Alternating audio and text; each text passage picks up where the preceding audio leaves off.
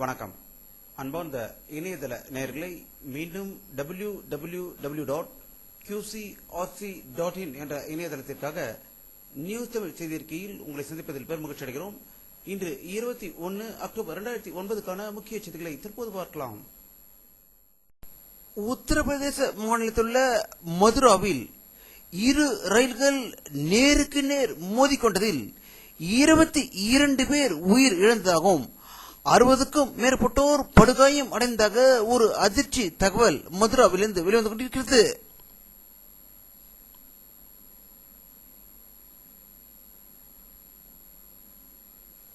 இந்திய பாராளுமன்ற குளிர்கால கூட்டத்தொடர் அடுத்த மாதம் 19ஆம் தேதி தொடங்கும் என்று டெல்லியிலிருந்து தகவல்கள் வெளிவந்து கொண்டிருக்கிறது.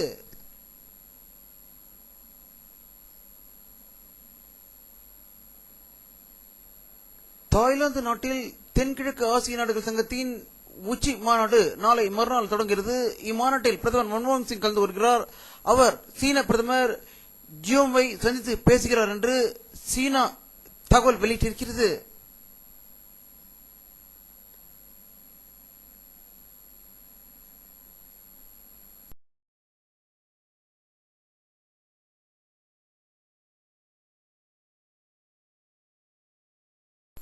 தமிழக முதல்வர் கருணாநிதி அவர்கள் இன்று வெளியிட்டுள்ள ஒரு செய்தியறிக்கையில் தமிழ் மொழி வளர்ச்சிக்காகவே தமிழ் செம்மொழி மாநாடு நடத்தப்படுகிறதும் இதில் அரசியல் உள்நோக்கம் எதுவும் இல்லை என்று அவர் விலக்கி உள்ளதாக சென்னையிலிருந்து தகவல்கள் வெளிவந்து கொண்டிருக்கிறது.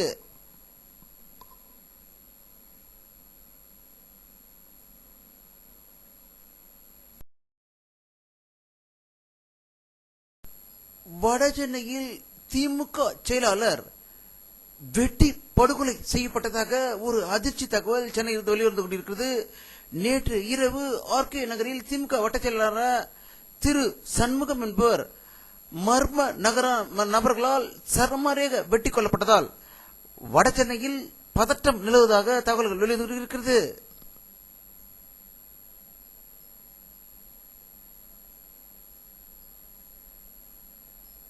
போட்டோலி மக்கள் கட்சி தலைவர் டாக்டர் ராமதாஸ் அவர்கள் வெளியிட்டுள்ள ஒரு செய்தி அறிக்கையில் தமிழக முதல்வர் கருணாநிதி அவர்கள் இந்தியாவை ஆண்டு கொண்டிருக்கிற மாநிலம் எது என்று கேள்வி எழுப்பி அது கேரளாவாக இருப்பதை அவர் மறைமுகமாக சுட்டிக்காட்டியிருந்தார்.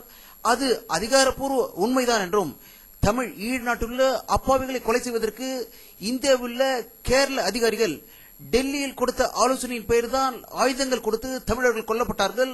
தற்போது முல்லை பெரியாறு அணைக்கும் தமிழகத்திற்கு எதிராக செயல்படுவது மத்திய அரசை ஆட்டி படைக்கும் கேரள அதிகாரிகள் தான் என்று ராமதாஸ் குற்றம் சாட்டியுள்ளதாக சென்னையிலிருந்து தகவல்கள் வெளிவந்து கொண்டிருக்கிறது.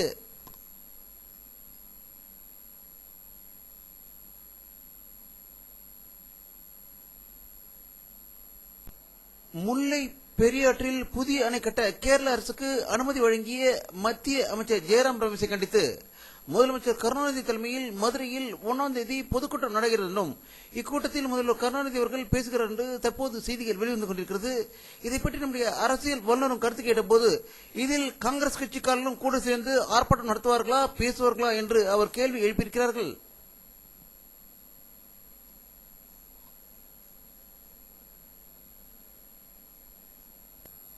தேமுதிக கட்சி தலைவர் விஜயகாந்த் வெளியிட்டுள்ள ஒரு அறிக்கையில் போலிகளை கண்டு ஏமாற வேண்டாம் என்றும் உலக தமிழ் மாநாடு தமிழர்களுக்கு பயன் அளிக்காத மாநாடு என்றும் தமிழ் ஈழ நாட்டில் அப்பாவி மக்கள் கொன்று குவிக்கப்பட்டு வேதனையில் இருக்கும் நிலையில் உலக தமிழ் மாநாடு தேவையில்லாது என்றும் இது ஒரு போலியான மாநாடு என்று செய்தி வெளியிட்டுள்ளதாக சென்னையில் தகவல்கள் வெளிவந்து கொண்டிருக்கிறது.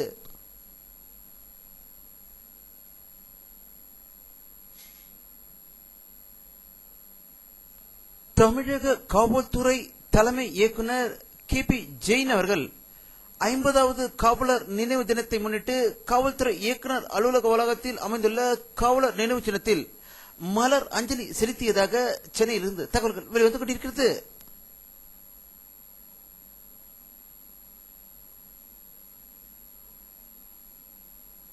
முல்லை பெரியாறு அணை பிரச்சனையின் புதிய அணை கட்டுவதற்கு கேரளா ஆய்வு நடத்த தடை விதிக்க முடியாது என்று சுப்ரீம் கோர்ட் தீர்ப்பு வழங்கியுள்ளதால் தமிழகம் மக்கள் அதிர்ச்சி அடைந்திருப்பதாகவும் தமிழகத்தில் உள்ள விவசாயிகள் தேனி, திண்டுக்கல், மதுரை, சிவகங்கை, ராமநாதபுரம் மாவட்டங்கள் இந்த அணையால் பயன்பெறுகிறார்கள் என்பது குறிப்பிடத்தக்கது.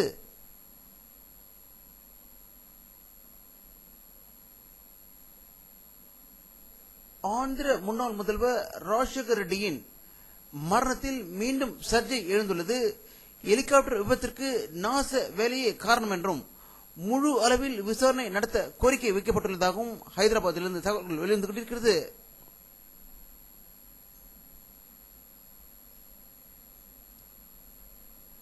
நம்முடைய அரசியல் வல்லுநரின் கருத்து உண்மையாக்கும் வகையில் மேலும் ஒரு சம்பவம் தற்போது நடந்து கொண்டிருக்கிறது.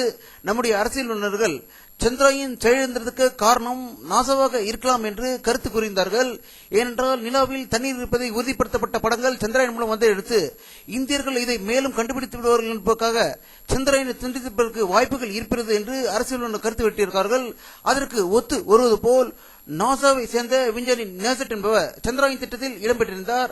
அமெரிக்க குழுவில் இடம்பெற்றிருந்த இவர் சந்திராயன் திட்டத்திற்கான சில முக்கிய ஆக்கப்பூர்வ செயல்களில் ஈடுபட்டு வந்தபோது இஸ்ரேலின் உளவு பிரிவு அதிகாரி ஒருவரிடம் முக்கியமான தகவலை இந்த நேசட் என்பவர் கொடுத்ததாகவும் இதற்காக அமெரிக்க உளவு படையான FBI அதிகாரிகள் அவரை கைது செய்திருப்பதால் இஸ்ரோ அதிர்ச்சி அடைந்திருப்பதாக தகவல்கள் வெளிவந்து கொண்டிருக்கிறது.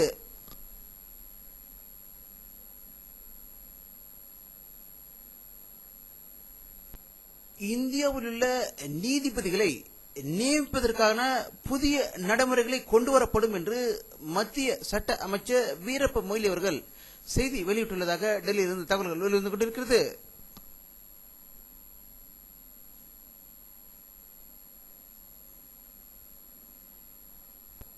மகாராஷ்டிரா, ஹரியானா, அருணாச்சல பிரதேசம் ஆகிய மாநிலங்களின் சட்டசபை தேர்தலுக்கான முடிவுகள் நாளை அறிவிக்கப்பட இருப்பதால் அம்மாநில அரசியல்வாதிகள் பெரும் பரபரப்புடன் இருப்பதாக தகவல்கள் வெளிவந்து கொண்டிருக்கிறது.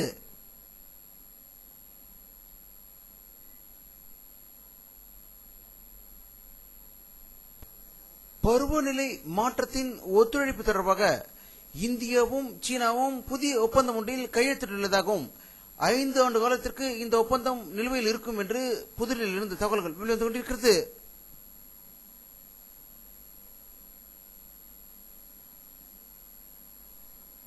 வானிலை அறிக்கை 21 அக்டோபர் 2009 பிற்பகல் 4 மணி எடுக்கப்பட்ட சேட்டலைட் போக்குவரத்தை தற்போது பார்த்துக் கொண்டிருக்கிறீர்கள்.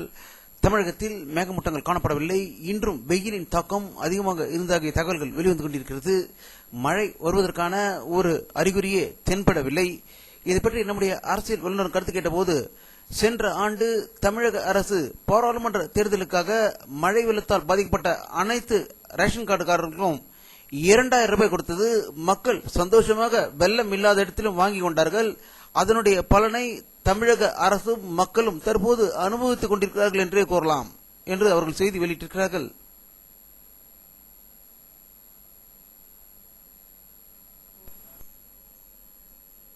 இத்துடன் இந்த செய்தி அறிக்கை நிறைவடைகிறது.